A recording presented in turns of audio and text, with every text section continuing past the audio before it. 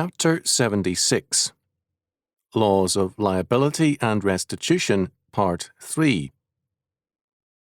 Exodus chapter 22, verses 14 to 20. And if a man borrow aught of his neighbour, and it be hurt or die, the owner thereof being not with it, he shall surely make it good. But if the owner thereof be with it, he shall not make it good. If it be an hired thing, it came for his hire. And if a man entice a maid that is not betrothed, and lie with her, he shall surely endow her to be his wife. If her father utterly refuse to give her unto him, he shall pay money according to the dowry of virgins. Thou shalt not suffer a witch to live. Whosoever lieth with a beast shall surely be put to death. He that sacrificeth unto any god, save unto the Lord only, he shall be utterly destroyed.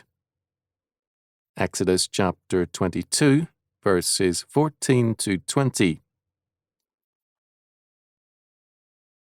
The first case, verses 14 and 15, with respect to liability in these verses, has to do with trusteeship. A borrower becomes, by the act of borrowing anything from another person, a trustee with full responsibility for the borrowed property.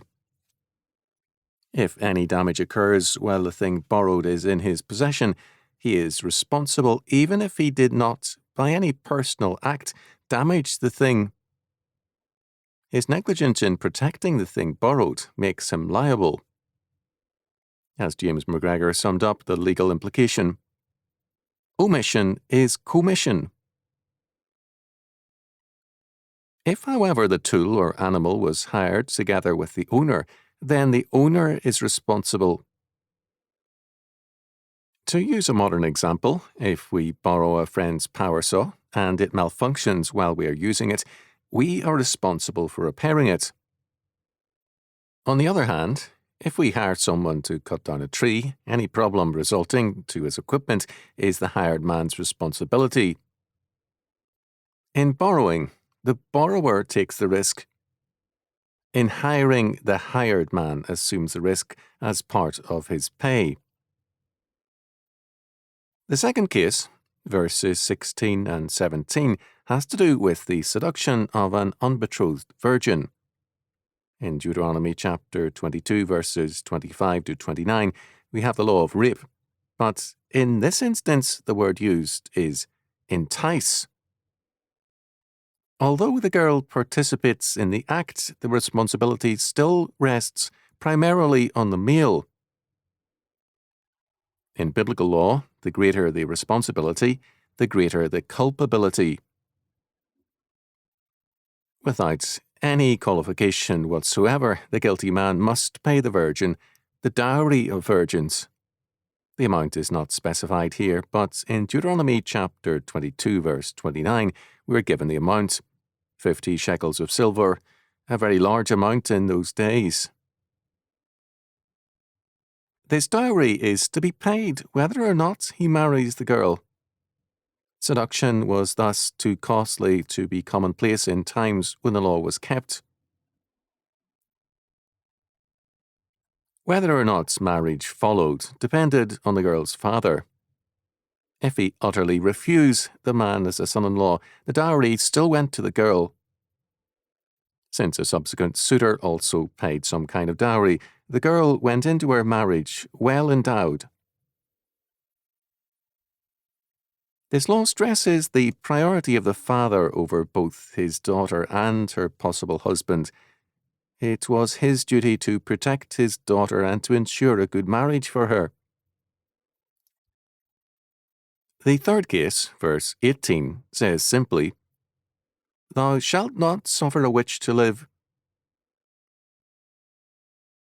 The word in Hebrew translated as witch appears here in Deuteronomy chapter 18, verse 10, and in 2 Chronicles chapter 33, verse 6.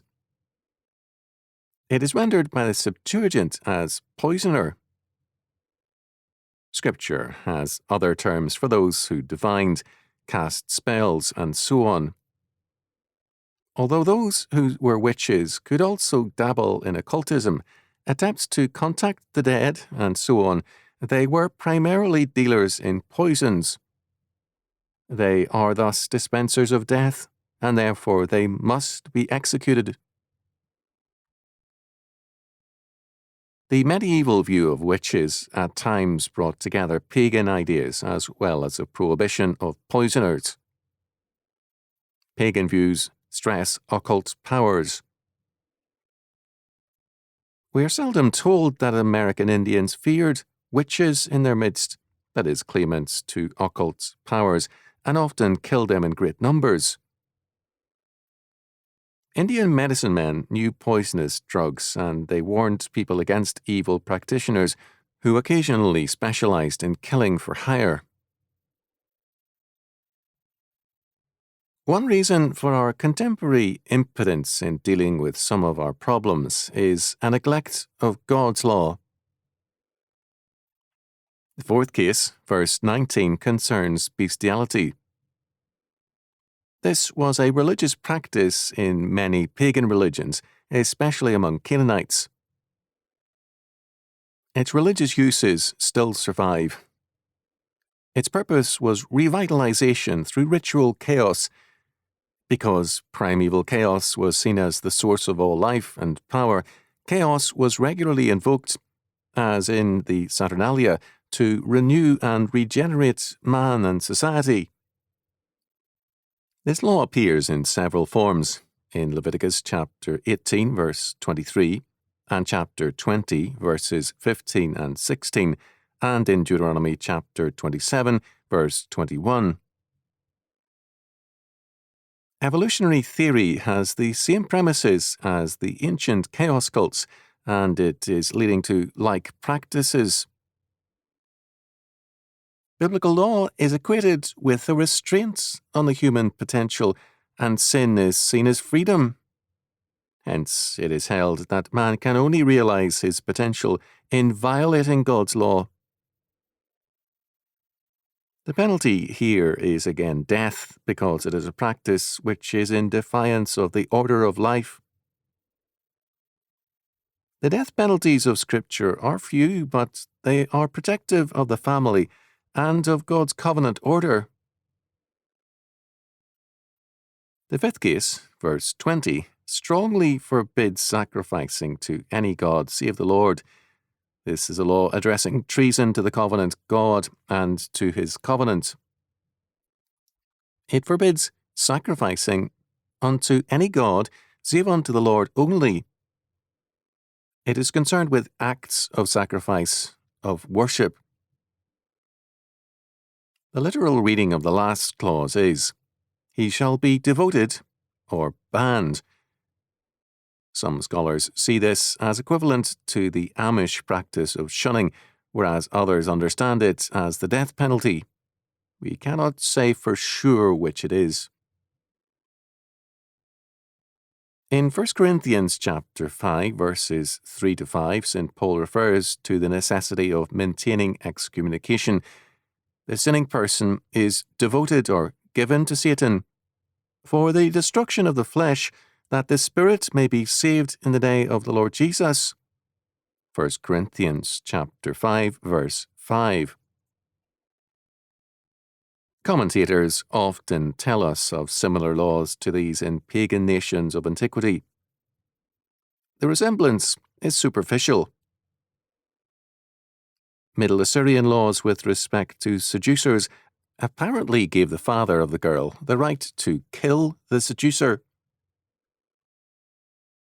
Hittite law forbade bestiality with a sheep, a cow, or a pig. Trial was held in the king's court, with death or pardon as options. The law did not apply to horses or mules. These pagan laws were humanistic. The offences were viewed with an orientation based on the priority of the created order and of man and the state. The pagan perspective was thus very different from the biblical one, even where there was a coincidence. The reason given for the laws in Scripture is very simple. Thus saith the Lord. No other explanation or justification is necessary. The Creator makes the rules. The covenant people are reminded again and again that the law expresses God's will and justice, not man's will or pleasure. However good the law of God is for man, it must be obeyed, not for its benefits, but because God requires it. Israel is reminded, For all that do these things are an abomination unto the Lord, and because of these abominations the Lord thy God doth drive them out from before thee. Deuteronomy chapter 18, verse 12. The Hebrew word translated as abomination is tau-iba, meaning something loathsome, disgusting, and idolatrous. There are 3 other Hebrew words meaning abomination, but this is the most important. It is applied to moral evils, sexual evils, prohibited foods, magic, and idolatry. The word refers to things particularly repulsive in the sight of God, and which are therefore to be so regarded by men as well. An abomination is something repulsive. It is loathsome to think about, let alone practice. It tells us something about our time that the word abomination is not in common use and is essentially a biblical word. This means that things once repulsive to most people are now tolerable. Behind such a situation is a reversal of the moral order. As against abomination is God's call to holiness.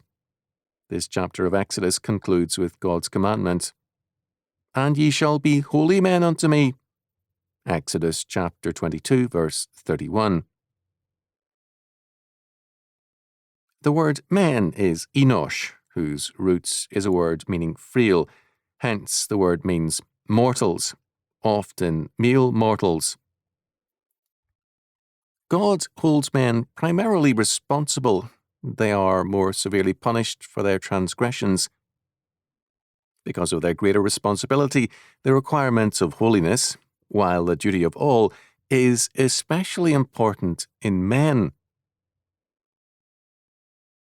Whereas moral and other offences against God's law can be termed abominations, holiness is the antithesis of the loathsome and repulsive. The term, the beauty of holiness, appears 3 times in the Psalms. Give unto the Lord the glory due unto his name. Worship the Lord in the beauty of holiness. Psalm 29, verse 2. O worship the Lord in the beauty of holiness. Fear before him all the earth. Psalm 96, verse 9.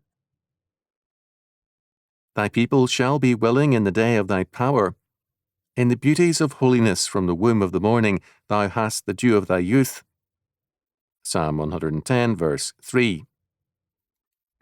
This last psalm has reference to Christ. God's law is the way of holiness, and the command to be holy is repeatedly given in the law. This holiness means a personal and covenantal relationship to God and his law, according to Conkey. The Romans discovered the abstract idea of law. It can be argued that the Greeks preceded them in this. In other cultures, law came from a ruler and was not abstract.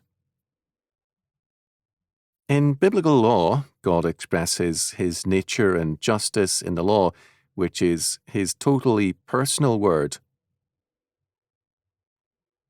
Modern law is again abstract, and in addition, it is a creation of men and the state.